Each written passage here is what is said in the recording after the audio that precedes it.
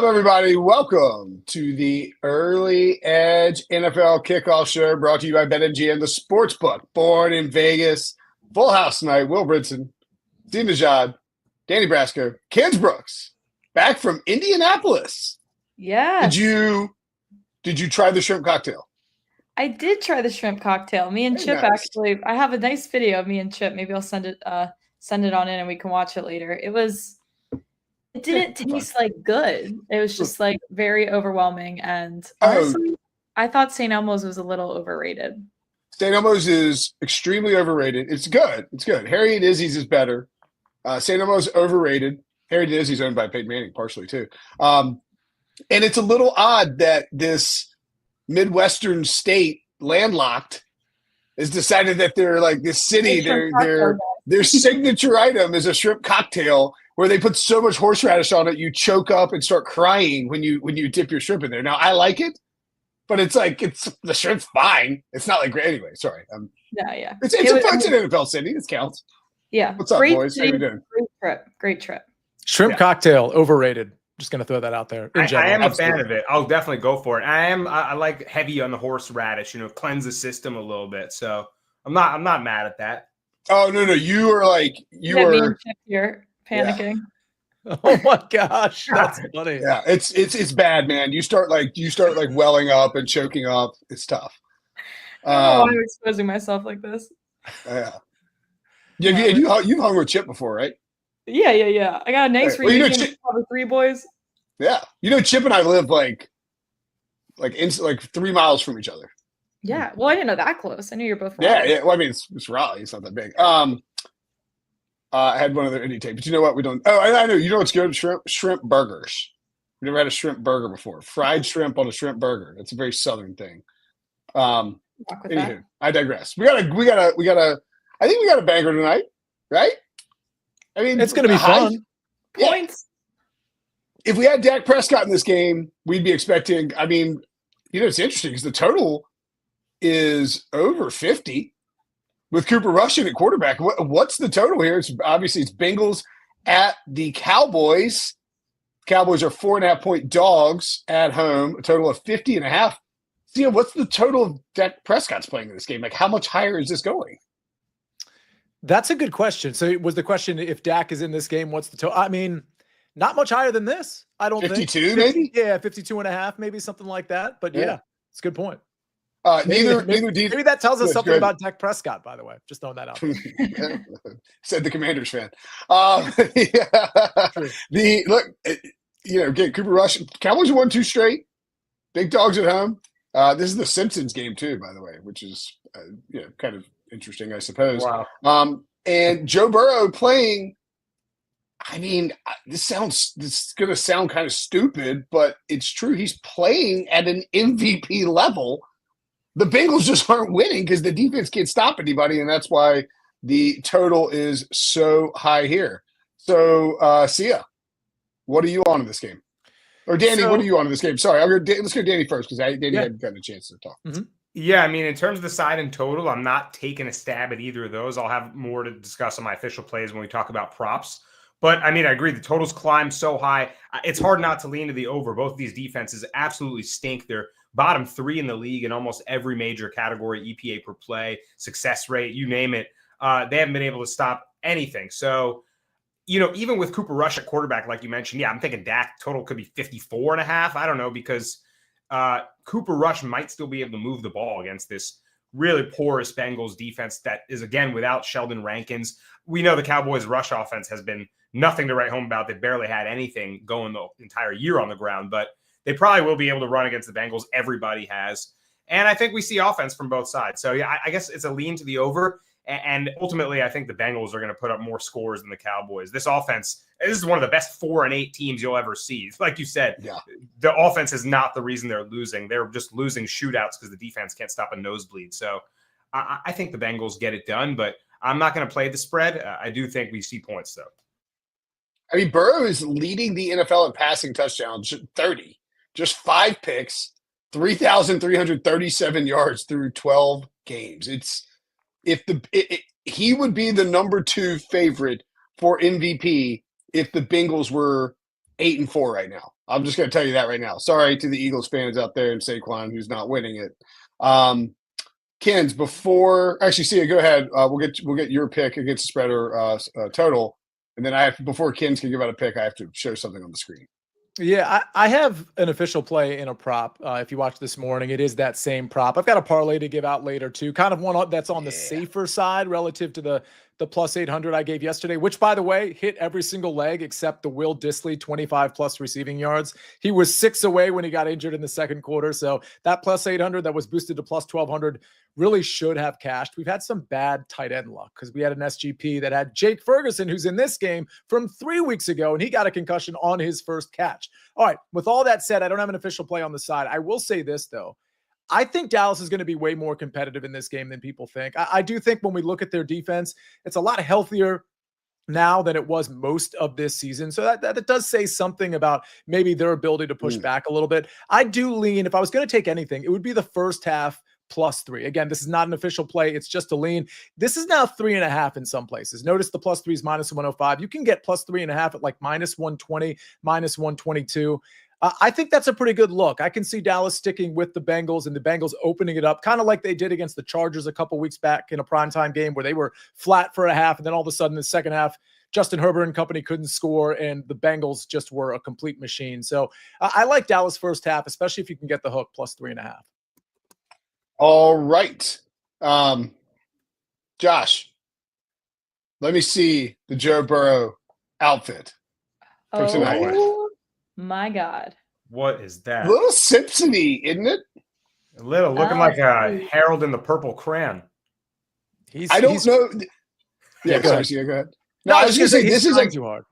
This is a quintessential Joe Burrow where you don't know if he's like, F it if this season sucks, or if he's like, I came to kill tonight. It's a difficult one to decipher. I'm having a very hard time with the style of the pant and or jumpsuit, the nice flare legging moment going on. Yeah, I'm not quite sure what to make of this. Maybe he is going for the theme of the night. Or this is like a PJ onesie. I think that they are separates. I zoomed in a little bit. I my Joe Burrow outfit analysis. I zoomed in a little bit. I think it's a separate, but it could be a onesie. If it's a onesie, I probably can't afford whatever Joe Burrow is wearing, but I'm intrigued by the idea of the adult onesie that you could wear to work. That appeals to me. I mean, anything's possible on Twitter right now. At some videos, like it's definitely a 2-piece, but it is indeed like a zip-up jacket. Yeah, certainly not an undershirt underneath, and it's certainly made of like velour. George Costanza, or drape myself and ensconce myself in velvet. Oh, we got it's Marnie jumpsuit from Marnie, cardigan $360, pants $600. Oh, you found that? Wu-Tang Forever says he's checked out. All right, Kens. With that in mind, does this sway you or the model? Okay, can you plug that into the model? By the way, like here's Joe Burrow award. 5 points for sure. We always give 5 checks. Like when you have a coach like James Franklin that can't win a game, like it's like vibes down, like stuff like that. You know, he's 0-12 against the top 5 in his career. That is really unreal. But you know what? He's not going to have to play a top 5 team until he makes it to that college football final. That's right. Not when my Mustangs come to town and take care of business, but nevertheless, I do love the Mustangs. They are my playoff darling. All right, let's get to it. We got some money to make right now. And finally, the model actually has some massive value on the over. Danny Brasco hates to see these two teams coming to town. This should be a lot of points, value on both of these teams to go over their team total. Again, I mean, this Dallas defense allowing 34.5 points per game at home alone, and then they can't even run the ball, so they can't even sustain a drive. So it's not like they can stay on the field. And then you got all your receivers back. Basically, this is a great day to be a receiver. Okay, I mean, maybe not because they all have to share the ball, but this is a game for overs. This is a game for the points. This is a game for the passing yards. You will not see a ground game from either side of the ball. You will not see defense from either side of the ball. And I understand why this total is set at 50. We still give it a 65% chance to go over. We lean Dallas to cover, but again, obviously the better value that you're looking at from us is coming from the total. Huge passing game, should be a lot of strip sacks, forced fumbles. Like this is just going to be, I mean, Joe Burrow is going to get wrecked without Orlando Brown potentially, I think. But nonetheless, I think he's going to try to get rid of the ball and put it through the air. So over for the model. Yeah, I'm on the over as well. Kind of chalky, kind of donkey. Don't really care. I think we see a lot of points in this one. Dallas's offense has looked like, and this is sort of why you hear the stuff from Jerry Jones that Mike McCarthy might come back. I mean, you lose Dak Prescott. You have all these injuries. You're lacking in I mean, you have CD Lamb, obviously, but and now Brandon Cooks is back. Brandon Cooks back is a huge boon to that offense as well. I just think you're going to see the Bengals throw the football because that's what they do. And by the way, Jamar Chase, let me see if I can bring up this tweet that I had. Underdog put it out, and Jamar Chase, 79 receptions, 7th in the NFL, 1,142 yards, 2nd. 13 touchdowns, 1st. Jamar Chase is playing for a contract. Jamar Chase would like to get the Triple Crown this year. Like, if you go like 6 and 11, terrible season, awful, disastrous season. But you come away with the Triple Crown individually. You did what you could in a contract year, and you become the highest paid wide receiver in football. And they don't really have a choice on that end. So I think it's a Jamar Chase game. I think it's a T Higgins game. It's a CeeDee Lamb's receptions under is shaded pretty heavily, which is kind of surprising. But as you mentioned, the Cowboys can't throw, or the Cowboys can't run, so the Cowboys are going to have to throw. And if you get any kind of that, you get one of those games where you draw, like one team kind of draws the other into just having a shootout.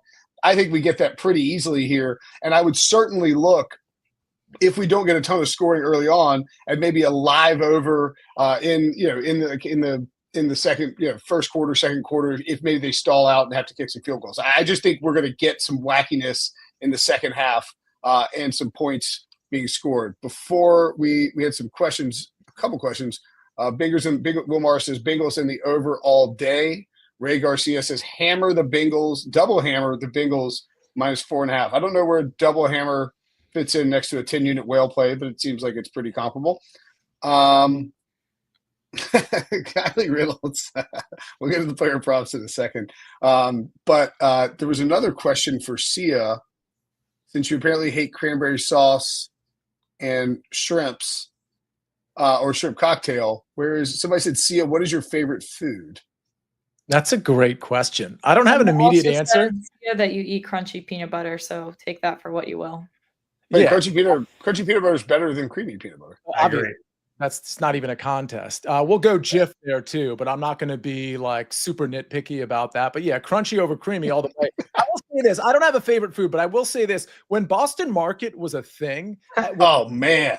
For 17 years, I'd go to the gym, and post-gym, my meal would be on the way home to Las Olas. I would get the half dark with 2 sides, and I'd mix it up. I'd get like some vegetables as the 2 sides. Sometimes I'd get the mashed potatoes and stuffing. That would be my favorite type of meal. So there's your answer. Okay. Boston Market was a thing, man. Yeah. Underrated. It's like, you know what else fell off with Boston Market? Schlotsky's Deli. Never heard Schlotsky's was a thing. Great soups. Not a thing. Not a thing anymore. No.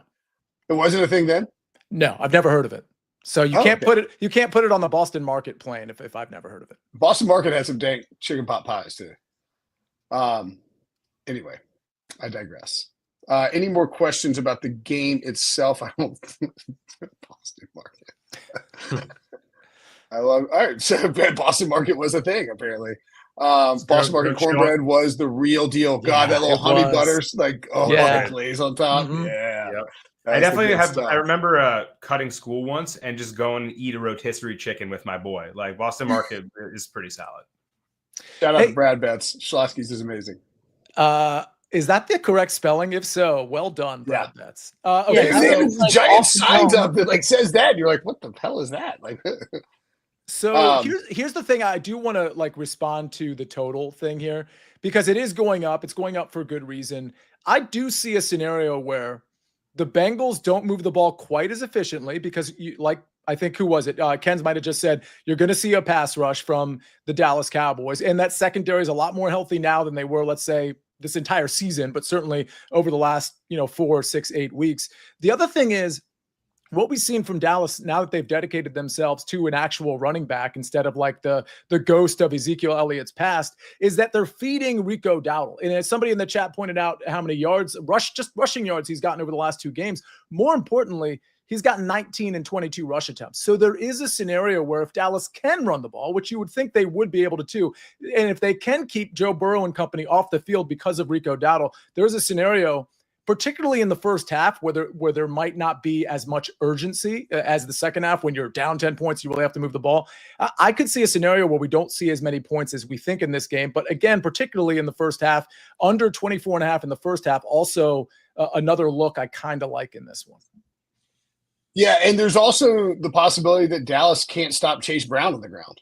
That the Bengals run effectively, or they have a little screen game, and Cincinnati decides, all right, our defense isn't playing very well this year at all. If we can have some longer sustained drives, then we keep you force Cooper Rush to be really efficient in every drive he has. That gives you the best chance to win. And if Dallas isn't successful on offense, which is entirely possible, then maybe that happens. So yeah, the over is not. There's no such thing as a lock in the NFL. Unless you're betting on Josh Allen to score 6 touchdowns. I like the second half over probably more than I like I like the full game over, but I think I wouldn't be surprised if we got under first half and a big over in the second half. And which brings me to something, by the way, congrats to Georgia Kins. I had the dogs. That was awesome. Dude, I was about to go, I was on air while that was happening. We were at the stadium, and Danny had his phone just set up on one of the little flower pots on our table, and I was giving out Big Ten player props, and I'm like, anyway, that was emotional. I learned the hard way on Saturday evening that in a very very unfun way, that when you bet a halftime full-time bet, that doesn't include overtime. I didn't realize that. Makes sense. Yeah. I had Texas first half, Texas halftime, Georgia full time. It was peacocking after the thing. I checked my account balance. I got no money. I was like, what's going on here? That's a tough beat. So just so you know, overtime not included in that if you ever bet first half, halftime full time. If you're watching on X, join us in the chat on Twitter and tell us about your Boston market experiences or talk Schlotsky. They're like, Brinson, please don't go off the rails. Just keep it to the bets. And I'm like, oh, Sia, what's your favorite food? Let's get to the inactives for tonight's game. We have, as we mentioned, Orlando Brown Jr. out, Sheldon Rankins out. Those are 2 big ones for the Bengals on both sides of the ball. And then Jalen Brooks, I think, probably still a healthy scratch. Not a big surprise with Brandon Cooks back, and Deuce Vaughn also out as well. But nothing, Cowboys, relative to their whole thing, decently healthy. Some big losses there, though, for the Bengals for sure. All right, player props. Brinson, just one big one. Actually, I see Tyler Guyton, offensive lineman for the Cowboys. It looks like he's going to suit up. He was questionable, high ankle sprain. He didn't practice all week, but he's going to go. That's pretty big because the Cowboys' offensive line is, like we've talked about, not nearly what it used to be. Zach Martin is out. So Guyton playing is going to be big, but let's see if he can make it through 4 quarters with a potentially shaky knee and ankle. So I worry about that as well. But, yeah, he's not on the injury report there. Well, and that's worth noting, too, to Sia's point about the under is, these offensive lines are banged up. Yeah. Burrow could be under siege, and Cooper Rush could, maybe the offenses aren't as successful and the defense to step up. I still think it's going to be a shootout, but we'll see. Yeah. All right, to the props. Sia, you have one that you gave out on the early show, 10 a.m. every day on the SportsLine YouTube. You would have a much better value if you subscribe to the Early Edge podcast and listen to Sia give this out on Monday morning instead of betting it now. Well, in this case, you'd even be in a better spot if you were a SportsLine subscriber, because here's how everything happened. Last night, the line on Kevontae Turpin's receiving yards over was 10.5. For whatever reason, I decided to sleep on it. I wake up in the morning, and at around 9:30, I check it, and it's 11.5. And I'm like, oh, darn, I lost a yard of value, which is kind of important when you have a receiving yards line that is only, 10.5. So I went ahead and put it in on SportsLine. 10%? Exactly. It was 11.5 pretty much everywhere. It might have clicked up to 12.5 in a couple of places. By the time the show happened, which was an hour after I put it in on SportsLine. Again, you can, if you remember SportsLine, you get these alerts if you want to set up your alerts for each capper, and then you can put it in seconds after I put the pick out. Well, by the time we had showtime at 10 o'clock, it had crept up to 13.5 in some places, 14.5 in other places. And now it's as high as 16.5. So the question I was answering earlier this morning was, would you still take it at 13.5 or 14.5? And like, I'm kind of on the fence there because it's so much value lost. I mean, we're talking, to your point, easy math here, 30 to 40% extra here. I think I probably would take it at 13.5 and then maybe I'd get away. But the other thing is you can ladder this too. You can take the 25 plus at a big plus number, maybe even go to 30 plus, because I do think if you look at what KaVontae Turpin's done over the last 8 games, he's hit this number 6 out of the last 8 games. And 2 out of the last 3. And if you look at the last game, they're really trying to get him involved in design plays for him. So I absolutely think he can get to 40, 50 yards potentially in this game. And I don't think it's nothing that Jalen Brooks is out. That's more on the Brandon Cooks thing. And that's more because of Jalen Tolbert. But KaVontae Turpin's going to get some plays designed for him. It's just a matter of whether he catches those balls. I think he will. I think he sails over this total. That's why the number's gone up so much. But again, if you're, and I hate to say this for the listeners that are just jumping in or aren't SportsLine members, but there is value in becoming a SportsLine member for things like this. And if you join SportsLine, you can also access the SportsLine Discord, discord.gg/SportsLine. If you are signed up and not in Discord, it's not that hard to figure out. I'm an old person and I still got into the Discord. Somebody pointed out, Ken's notes that they have Turpin for 26 in the model. Somebody pointed out, and we're in the chat, people, that it's 17.5 yards now. That's too high, probably. So here's the thing. So like, if you go by the SportsLine model, and Kenz, you can speak to this, like, obviously it's still great value. I think for me, it's one of those timing things where if you get it at 11.5, and it's almost like we're trending towards 100%, like double what the line was, which is, it's just kind of crazy. So like there's 2 ways to answer that question. One, do you still think it'll hit at 16, 17.5? I think the answer is yes. But the second question is, well, would you still bet it when it was available at 11.5? The answer should be yes to that. But for me, I don't think I'd bet it that high. And this is a reason why this is not going to be one of the, obviously it seems like massive value from us, but it's not going to be one of the, props you see on the screen that we're about to show. He is very hit or miss. I mean, since he's more of a return man, so you just never really know when he's going to be used as a receiver, but he is a threat. So it is really hard for a model to understand, like, it takes in averages, right? And it's hard to decide what's the hit and what's the miss. So that's why you don't necessarily see it showing up on my best player props from the model, but that is a machine's best shot of predicting what this guy is going to do. Yeah, I mean, I think it is also, to see his point, it's like, I mean, this guy is explosive. Mm-hmm. And you get when you lose your starting quarterback and you go to Cooper Rush, your backup, and you don't have a great running game, your offensive line is meh, and he put himself on mute. That was brilliant. How'd you do that? How do I do what? No, you muted yourself in the middle of your take. That was impressive. No. My AirPod, I had one AirPod in and the other was like charging and the first one died. But yeah, like, you're going to manufacture touches for a guy who can, no matter where he is, get the ball in his hands. He can go score very, very quickly. And so I think that makes a lot of sense. Danny, what do you have for a player prop? I like that a lot. I just put that Turpin bet in. I like nice. Also just to your point about the line climbing. Sia, if you think the implication is that, there could be potential design plays to him, he's going to be involved in the offense. Like, if you think he gets 2-3 looks, he could clear this easily. So yeah. I like it. I'm betting it at 14. I'm riding with you. One more question, just because there's a bunch of people asking about it in the chat. It looks like it's 17.5 now. At 17.5, Sia, would you consider like just playing 25?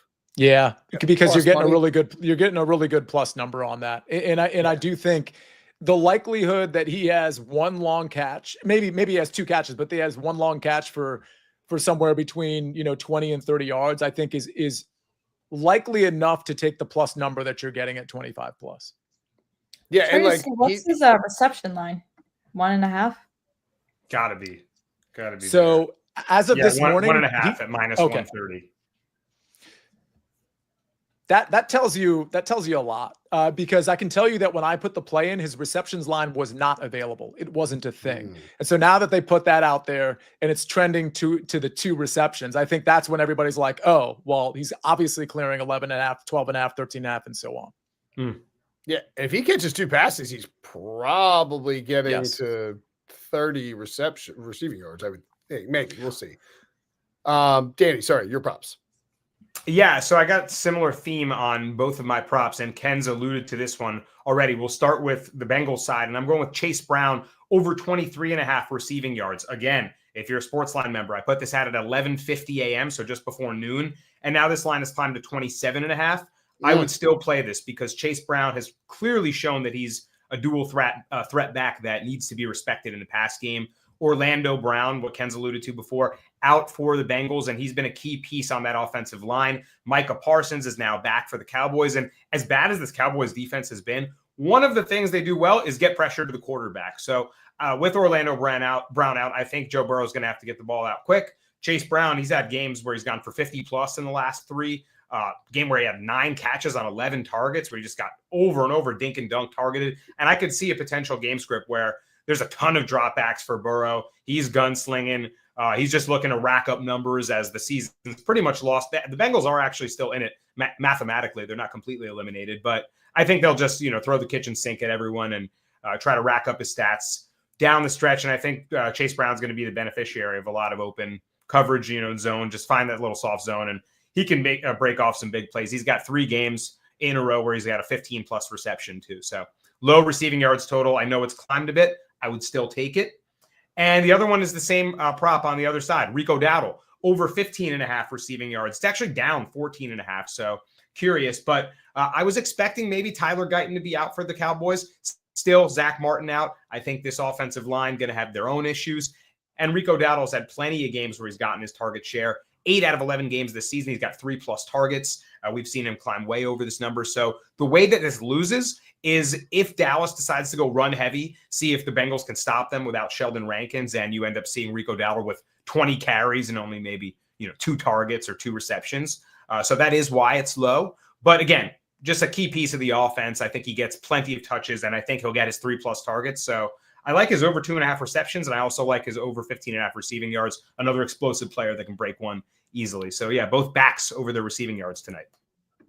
I had 2 props that I was going to give out, but they were both ended up like the Jamar. I used him in my parlay, which we'll show in a minute. Jamar Chase anytime touchdowns like -155 on BetMGM, which felt you could find it at -140 when I was looking at him early in the day, and I was traveling, but it was like pretty close to even money, and it shot up. I mean, you've just seen all of these props throughout the day have just climbed and climbed and climbed along with the total, which is, sort of goes hand in hand. Kens, what do you have for us from the model? We're going to go, honestly, pretty similar to Chase Brown here, going with Yoshi Voss to go over his receiving yard line. Obviously, he's not a running back, but again, just a short field target for Joe Burrow. And especially with this pass rush, I could see him needing to get the ball out of his hands quickly. Now with Yoshi Voss, he's really, really fast. He's like a speed monster, but the yards after catch for him are always super, super impressive. And this is a guy that Joe Burrow trusts enough. Like, he's gone over this in his last 3 games, but all of Dallas's defensive attention to me will be on the other 2 bigwigs, and T. Higgins and Jamar Chase. So that's why I think this is a good spot for him, where he'll find some open opportunities with attention from the defense being elsewhere. And he also averages 13 yards per reception. And if you look at his reception line, it's pretty much juiced to 2. Like, odds makers implying he'll have 2 receptions tonight. And if you're averaging 13 yards per reception, you certainly should be going over this with 2 receptions. That's why the SportsLine model has him around 26, 27 as well. I do like Yoshi Voss anytime touchdown. He's been a touchdown machine. He actually has, I believe, a higher rate in the red zone than the other 2 wide receivers. So they do like to use him there. I think that's a good play. But Joe Burrow, again, same storyline. Like, this is a passing game, right? Even Chase Brown, we like his receiving yards. There's a reason for that. And I think this is the only way, especially if you could find yourself from behind, which I wouldn't think is the craziest thing in the world. I think odds makers are looking at, Dallas holding teams to, 230 passing yards per game, but they haven't exactly played, A, either tough competition, or B, teams don't need to run the ball, or pass the ball through the air because they're up ahead. So like teams aren't even, passing the ball in the second half against this Dallas team. So that's why it seems like statistically skewed to me. And this is a guy averaging 280 yards a game. And we got a ton of value here with him over 300. I think it's possible that on the Turpin thing, there might have been a release from somewhere there's like established a run or somebody that they released that prop, because that shot up like a crazy amount. I was just looking on Underdog too, and it's at like 18.5 for Turpin. So when you see something jump like 7 yards like that for a guy who's ostensibly a fourth receiver, it tells you that there's probably some site out there that dropped that prop and released it. And unfortunately, if you're a SportsLine member, Sia the run was ahead of you on that one. So there you go. All right, we have a ton of stuff to get to in the chat. Thank God I spent 5 minutes talking about Boston Market and Sia's favorite food. Let's Schoonmaker out means Ferguson over receptions 4.5. This is interesting, and I was just about to mention something about Cowboy reception props. Is that because I saw some questions in the chat about Cooper Rush passing yards or Cowboy receiver over yards. I actually like receptions just across the board in general a lot more. Cooper Rush has the quickest release time in the NFL on average, 2.3 seconds, faster than any qualified QB. And he also, in the past, 3 games that he started, has an extremely low average depth of target, barely over 5 yards on average. So the ball is just not traveling very far. So I think I might like reception props, and certainly Ferguson tight end style. I mean, we'll see how healthy he is. He could get it. I like I mentioned, Rico Dowdle over receptions, maybe Brandon Cooks over 2.5, Kavontae Turpin, like Sia was alluding to. I think a lot of guys get a couple looks. They might be short ones, but receptions could be the play. All right. Someone please enlighten me. This is CLE fan. Why Jamar Chase 50+ receiving yards each half is plus 550. That's a lot of receiving yards in each half. And if the Bengals have a lead, they are not going to be chunking the ball down the field more than likely, I guess, is my answer. Yeah. Someone else had sorry, actually go ahead, Sia. No. I mean, we talk about these types of bets a lot. The plus 550 is very attractive, but you could have it's so easy for him to have 41 yards or 1/2 in 80 in the next. But plus 550, not bad for sure. Yeah, and I'm looking at Chase props. I'm kicking myself yesterday for not having bet Justin Jefferson. Typically, I don't want to bet the premium 84.5 receiving yards, but he just had an incredible matchup, and there you go. He had 125 and 2 touchdowns. I feel like Chase could be poised. You mentioned it, Brinson, like in a contract type year, playing for a big stat sheet, incentives. He could have a huge prime game. Prime time. I'm not mad at this. I kind of want to bite the bullet and pay the premium to bet on Jamar Chase. Just make sure Jamar is he's from Louisiana. I was pretty sure, but I mean, if you grew up in Louisiana, like Cowboys, it's Cowboy Stadium. Like Dallas might not be great this year, but you still want to show out in this spot, Yep. Everyone wants to run to the 50-yard line and just like do some TO type stuff in Dallas. So yeah, show out, Jamar. I appreciate Kylie Reynolds for leaning into this bit so much. Sia. Dallas field goal over -1.5, -118. I bet it. Yeah, I refuse to give this actual analysis, but Kylie, I like this bet. Conditions are going to be great. There's going to be a lot of scoring. Go ahead and bet that. By the way, the first question, I thought the implication of it regarding Jake Ferguson was that Luke Schoonmaker is out. That's not the case, is it? I think he's in, but Ferguson is back, right? Well, Ferguson's back, but I thought the comment was implying that Schoonmaker was out, which he's not. No. Yeah, you're right. Yeah, Schoonmaker's not out. He's just the backup. Yeah, I got you. I mean, we've seen this before. It was the Monday night game, wasn't it, against Houston when he got the concussion? Yeah. Mm-hmm. Yeah, and Schoonmaker, that's where, like, if you're playing Ferguson in DFS and if you have Schoonmaker in DFS and Ferguson gets hurt, you are cash cowing it. All right, Cooper Rush over half an interception, -135. I looked at that. I kind of like it. Mm-hmm. T. Higgins, 70 yards and a touchdown, plus 275. It's fine. You're asking for him to hit his line in both. At plus money on the touchdown. Fine. But I mean, I'm not running to bet that. Jamar Chase and CD 6.5 receptions. The CD under is like minus 130, or at least it was earlier when I looked, which is I guess a little surprising. Huh. Jamar, I think, is over receptions. Although we've seen Joe Burrow like lean on T. Higgins in some of these spots in these big games when he's back in, and sometimes it's a T game, sometimes it's a Jamar game. Also, CD still has that injury. For 20 receiving yards game, though. What's that? So it's always going to be a Yoshi Voss over 20 receiving yards game, though. Yeah, sure. I actually like Ken's. I tailed that as well. I'm liking a lot of these props. The thing about CD Lamb across books, if you're shopping around, over 5.5 receptions, I saw is minus 185 on some books. So that's not a line I would play. But then you look at the line on BetMGM, they've got it at over 6.5 for minus 120. So that 7th catch is clearly going to be key. Obviously, they're pricing it with almost $1 difference nearly. So I'm a little sketched by that, but I lean to the over. I think it should be a heavy passing volume game. So also on CD Lamb, I just it's probably not a big deal. He's quote off the injury report, but you're usually, if he's able to play, usually not going to include him on the injury report. He does have the shoulder injury, the AC joint thing. So you could have a situation where he gets tackled wrong, landed on wrong, and all of a sudden is out for a little bit. So just something to keep in mind. True. Yeah. And again, the Bengals, if Dallas can't stop the run and the Bengals are controlling the clock and maybe saying, let's double CD Lamb and force him to beat us with Turpin and Cooks and Tolbert, maybe they sort of not phase CD out, but he just becomes like a less of a focal point because he's got 2 guys on him. Cooper Rush over 230 pass yards. Game script dependent. I think Cooper Rush passing yards is maybe a good live look if Cincinnati kind of pours it on early and you're seeing Dallas having to throw. Of course, that line will probably move a little bit, but it'll still probably be worth it. Pre-flop, I think the line is efficient. So for me, it would just be a stay away, but I don't hate it. Listen, and he had a rough start, but if he plays a bad defense, he has a good game. Mm-hmm. He's been solid. Well, I remember when I cashed the Joe Mixon 2 touchdowns in the first quarter thing on that parlay against Houston.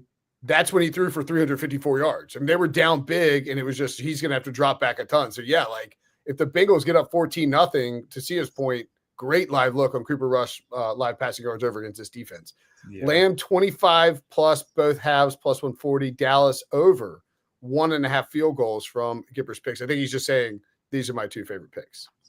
Yeah, it's hard not to like Brandon Aubrey just launching from 60 yards, and he can go from anywhere. And that's Dallas's. If Dallas is struggling at all, then they can just hope to get a couple first downs and pull for 3 points from anywhere, really, right? I think Aubrey could hit a 65 plus yarder this season. He's got 1 miss at home in his career. I mean, he's incredible. So yeah, I like the Dallas over 1.5 field goal for sure. I like the Lamb look a lot because when you get your star receiver and they've kind of been trying to shake off an injury and you have a quarterback like Cooper Rush, you want to get that connection going really quickly. And in the second half, when they're presumably neutral game script, maybe, but probably down, you're definitely going to be force feeding CD Lamb among others in the passing game. So that 25 plus is conservative enough in each half for me to really like it on both ends of it. So I think that's a really good pick from Gipper's picks. Lamb and Chase 150 plus boosted to plus. Oh God, boosted to 130. That's not a bad boost. I mean, it's like the Lions boost or whatever on MGM, I think.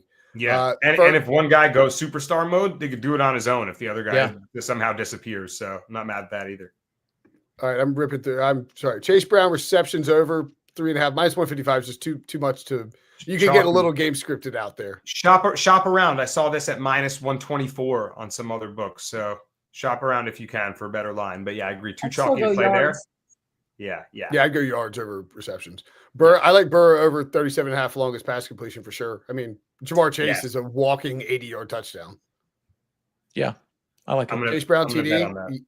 Sure, it's expensive though. It's like minus 155. I think there are better ways you can go. In fact, Kins, why don't you tell us if it's Chase Brown or somebody else for anytime touchdown? Sorry, we have too many prop questions to get to long, guys.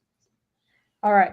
Well, let's kick it over to the anytime touchdown market. I'm going to start with Dallas here and ignore Jamar Chase for a second because between Cooks and Lamb, if you go 1-1, you're profiting here. Okay. And that's all we love to see. And I have a very hard time believing we won't see one of them at least in the end zone between the 2 of them. And you have Cooks who missed 2 months but did score a touchdown in his return. And you just think about his sheer volume on the field.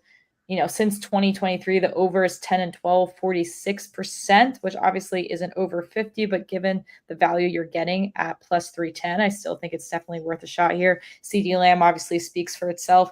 Jamar Chase, I understand minus 155 is not beautiful price for a touchdown prop, but the fact that we would set it around minus 240, like we give it a 70% chance of happening. And you look at Burrow's touchdown line, I mean, it's implying that I'll have at least 2. And that's a really, really good spot for Jamar Chase to be on the other side of. So I wouldn't overthink a guy with 13 touchdowns in his last 10 games. And we leave it there. And that's why we would set it at minus 240.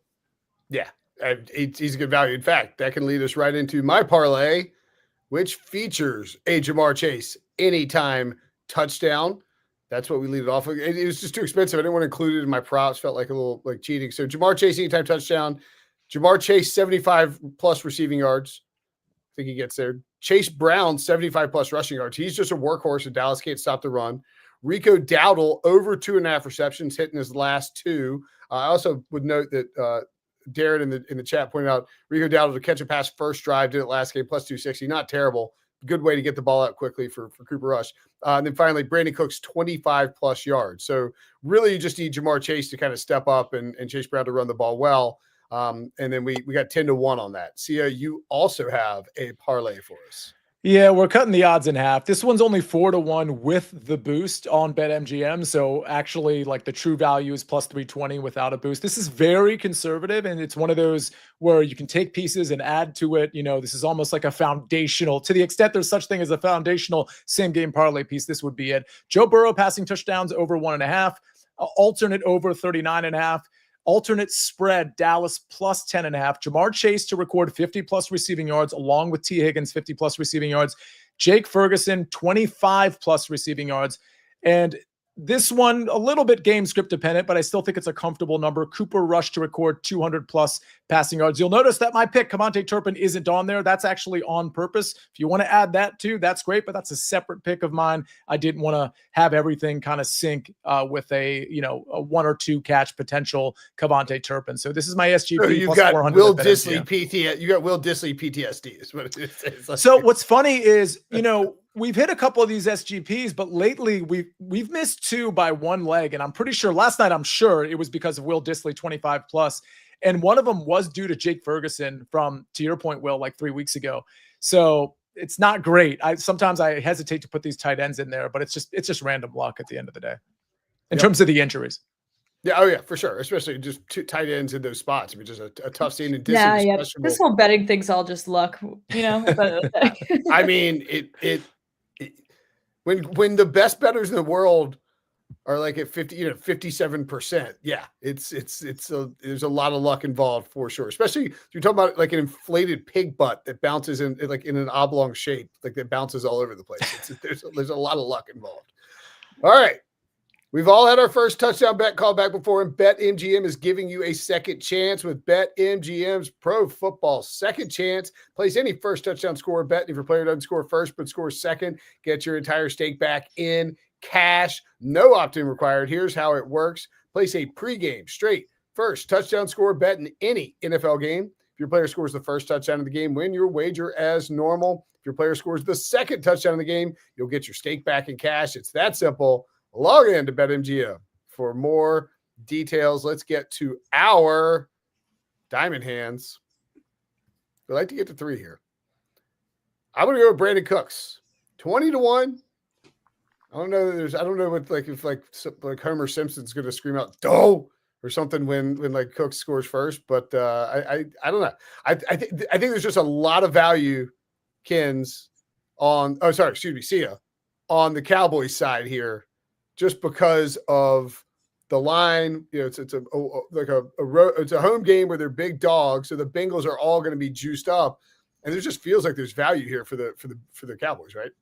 Yeah, probably I could take it a step further, and it's going to sound kind of silly, but when we look at the numbers, there's value on the Cowboys receivers in particular, because while, Rico Dowdle, CeeDee Lamb, and Jake Ferguson are some like really good / obvious choices because their odds are so low. And granted, like this isn't the best market to grab value. I'm not suggesting that, but because their odds are so low and you got Jamar Chase and all those other guys on the other side, those second receivers, which could be Jalen Tolbert, could be Brandon Cooks, could be, maybe Kevontae Turpin.